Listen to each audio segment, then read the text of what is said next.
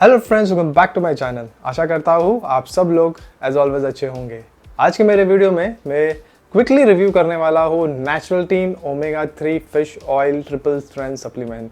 मैंने अपने चैनल पे ऑलरेडी इस प्रोडक्ट के ऊपर रिव्यू वीडियो बनाया था कुछ महीनों पहले, लेकिन कंपनी ने कुछ फॉर्मुलेशंस कुछ चेंजेस किए हैं, न्यू प्रोडक्ट लॉन्च किया है।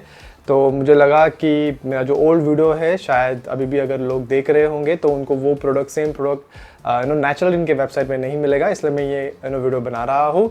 कुछ चेंजेस हैं राइट जो मैं हाईलाइट करूँगा as compare to the previous product. लेकिन ये याद रखिए दोस्तों, मैं कोई डॉक्टर नहीं हूँ, मैं आपको कोई मेडिकल एडवाइस नहीं दे सकता हूँ। मैं सिर्फ आपके साथ इन्फॉर्मेशन शेयर कर रहा हूँ जो प्रोडक्ट के ऊपर लिखी हुई होती है, जो उनके वेबसाइट पे मेंशन की हुई होती है। मैं आपको समझाता हूँ और फिर अपना एक व्यू देता हूँ कि अगर मुझे वो प्रोडक्ट कंज्यूम करना होगा तो क्या मैं कंज्यूम करूँगा या नहीं। मैं कुछ फैक्ट्स बताता हूँ आपको, उस फैक्ट्स के ऊपर आपको आपका डिसीजन खुद लेना है। बट जैसे मैंने कहा, अगर आपको कोई मेडिकल कंडीशन है तो डेफिनेटली आपको डॉक्टर के पास जाना है, पर्सनली विजिट करना है, उनसे सलाह लेना है। मेरा जो मकसद है ये जो सारे वीडियोस में बनाता हूँ उसका मकसद यही है कि ये सारे इन्फॉर्मेशन आप समझोगे और उसके बाद में जब डॉक्टर के पास जाओगे for consultation and all right, तो आपको एक बेटर अंडरस्टैंडिंग होगी कि आप क्या बात कर रहे हो डॉक्टर के साथ में, और डॉक्टर का जो रिस्पॉन्स होगा वो भी शायद आपको समझेगा। और ये सब जब होगा तब आप एक बेटर डिसीजन ले पाओगे। तो यही मकसद है मेरे वीडियोस का। तो नेचुरल्टीन ने जो earlier fish oil triple strength supplement launch किया था, जिसको मैंने रिव्यू किया हुआ है अपने चैनल पे, डिस्क्रिप्शन बॉक्स में लिंक है, चेकआउट कर सकते हो। उसमें से आपको अराउंड 1000 मिलीग्राम फिश ऑयल मिलने वाला था। ये जो न्यू वर्जन है उसमें से आपको 1250 मिलीग्राम्स ऑफ फिश ऑयल मिलने वाला है, जिसमें आपको 450 मिलीग्राम EPA मिलने वाला है और 300 मिलीग्राम DHA मिलने वाला है। तो दोस्तों ये एक हाई पोटेंसी डोसेज है। ये शायद जिसको फिश ऑयल कंज्यूम करना जस्ट स्टार्ट करना है उनके लिए ये प्रोडक्ट नहीं है। ट्रिपल स्ट्रेंथ वाला जो प्रोडक्ट है उनके लिए नहीं है। तो जैसे आप स्क्रीन पे देख सकते हो, लो पोटेंसी यानी basically less than 300 milligram of combined EPA and DHA पर सर्विंग। मीडियम पोटेंसी किसको बोल सकते हैं, जिसमें आपको 300 milligram to 600 milligram of combined EPA और DHA पर सर्विंग मिलने वाला है। और हाई पोटेंसी यानी 600 मिलीग्राम और मोर कंबाइंड EPA एंड DHA, जो कि आपको इस प्रोडक्ट से मिलने वाला है। तो जैसे मैंने कहा, ये हाई पोटेंसी प्रोडक्ट है, डोसेज है, सबके लिए ये नहीं है। तो किसके लिए है ये?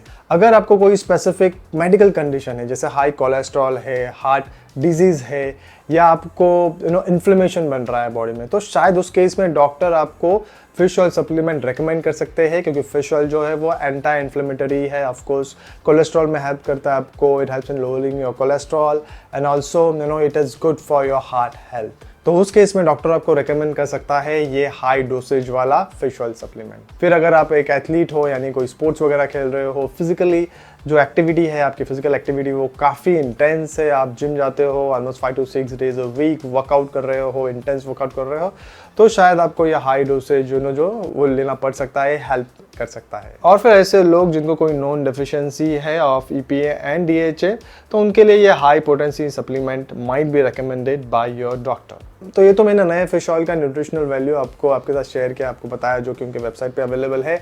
लेकिन जो एक डिफरेंस मुझे दिखा कि अर्लियर इन्होंने जूने प्रोडक्ट के लिए अपने वेबसाइट पे लैब रिपोर्ट शेयर किया था, जिसमें EPA DHA कंटेंट एग्जैक्टली कितना है वो प्रूव हो रहा था, प्लस पेरोक्साइड वैल्यू, जिसके बारे में मैंने प्रीवियस वीडियोस में काफ़ी बताया है। पेरोक्साइड वैल्यू काफ़ी इंपॉर्टेंट है। उससे ये समझ में आता है कि बेसिकली फिश ऑयल आपका रैंसिड हुआ है कि नहीं, ऑक्सीडेशन हुआ है कि नहीं, राइट।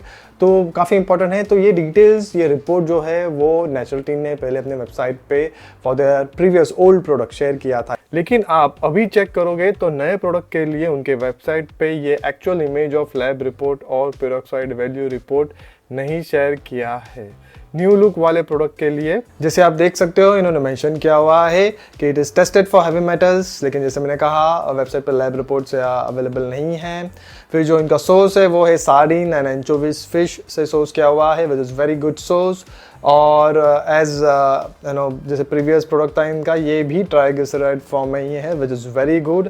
ट्राइग्लिसराइड फॉर्म जो है वो बेटर ऑब्जॉर्ब होता है as compare to ethyl ester form.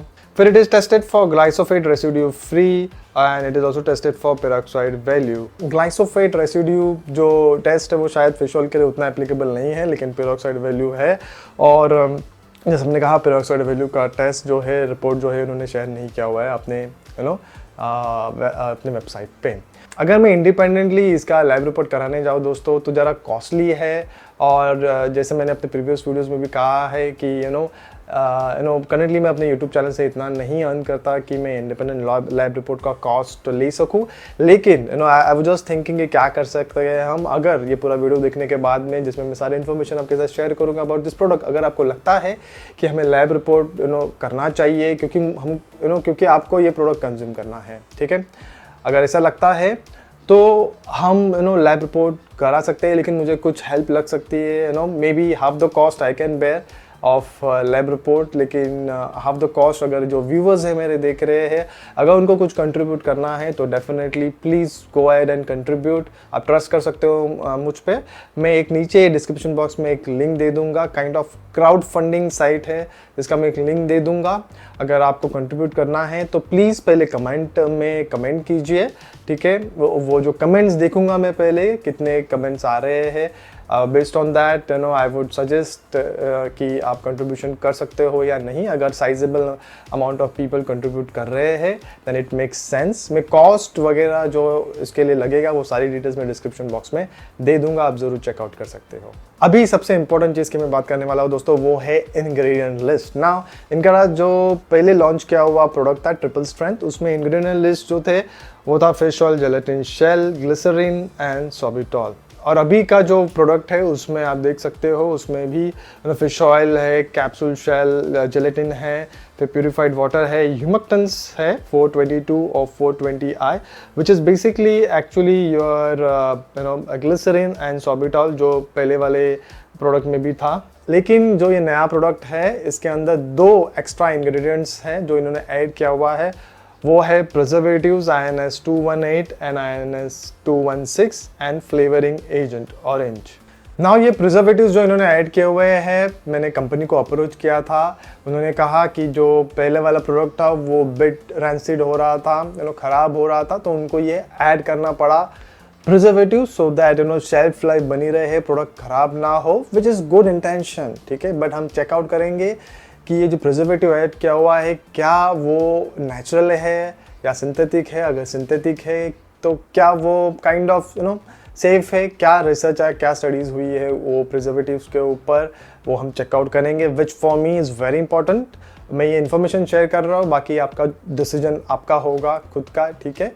लेकिन उसके पहले अगर मैं ह्यूमक्टेंस के बारे में बात करूं जो इन्होंने इस प्रोडक्ट में भी ऐड किया हुआ है, ग्लिसरॉल और सॉर्बिटॉल। ह्यूमक्टेंस बेसिकली ऐड करना पड़ता है फिश ऑयल सप्लीमेंट में खास करके, सो दैट बिकॉज ये ह्यूमक्टेंस जो है वो हेल्प करते हैं हेल्प करते हैं प्रोडक्ट को to retain the moisture and prevent them from drying out. Now glycerol एक नेचुरल कंपाउंड है, लेकिन सॉर्बिटॉल एक सिंथेटिक कंपाउंड है।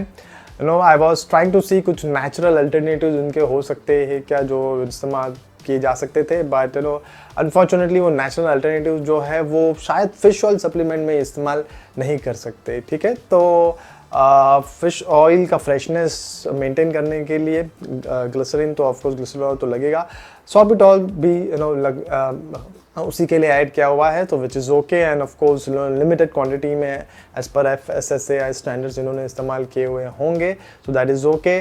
डिस्क्रिप्शन बॉक्स में मैं ज़्यादा डिटेल्स ऐड कर दूंगा, आप ज़रूर चेकआउट कर सकते हो, हेल्प करेगा आपको, ज़रूर चेकआउट कीजिए, आपको ज़रूर हेल्प करेगा। इन शॉर्ट बेसिकली ये जो ह्यूमक्टेंस है वो बेसिकली क्वालिटी, स्टेबिलिटी और शेल्फ लाइफ के लिए काफ़ी इंपॉर्टेंट है ऑफ फिश ऑयल।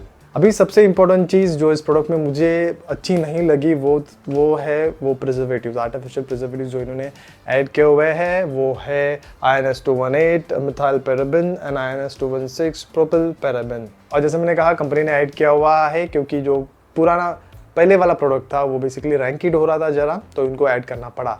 ये जो पैराबेन्स है basically they are synthetic preservatives, they are not naturally occurring substances, but your parabens they are deemed as safe to be consumed by regulators like FDA, right, when used within prescribed limit, और naturality ने of course prescribed limit में ही use किया हुआ होगा, लेकिन जैसे मैंने कहा, there have been some concerns raised about these parabens that they can disturb our endocrine system, any hormonal activity, और कुछ एलर्जीज भी हो सकती है बेसिकली जिनकी स्किन सेंसिटिव है उनको कुछ एलर्जिक रिएक्शंस हो सकते हैं फ्रॉम दिस पैराबेन्स, स्पेशली अगर हाई डोसेज में है और काफ़ी समय तक यूज़ कर रहे हैं तो। लेकिन जैसे मैंने कहा, नेचुरल टीन ने विद इन लिमिट यूज़ किया होगा, बट द क्वेश्चन इज अगर ऐसे कंसर्न्स है तो हमें ऐसा प्रोडक्ट कंज्यूम करना है या नहीं जिसमें ऐसे पैराबेन्स है, वो that decision is up to us to make. जिनको भी कंज्यूम करना है वो कर सकते हैं, but I will personally prefer to avoid such product जिसमें कुछ कंसर्न्स है। और इसके ऊपर रिसर्च होती रहेगी, इसके लॉन्ग टर्म इम्पैक्ट्स क्या है, उसके ऊपर स्टडीज़ चलती रहेगी। लेकिन द रियल क्वेश्चन इज़ कि क्या हमें ऐसे प्रोडक्ट कंज्यूम करना है जिसके अंदर ऐसे प्रिजर्वेटिव्स यूज़ किए हुए हैं जिसमें कुछ कंसर्न्स है।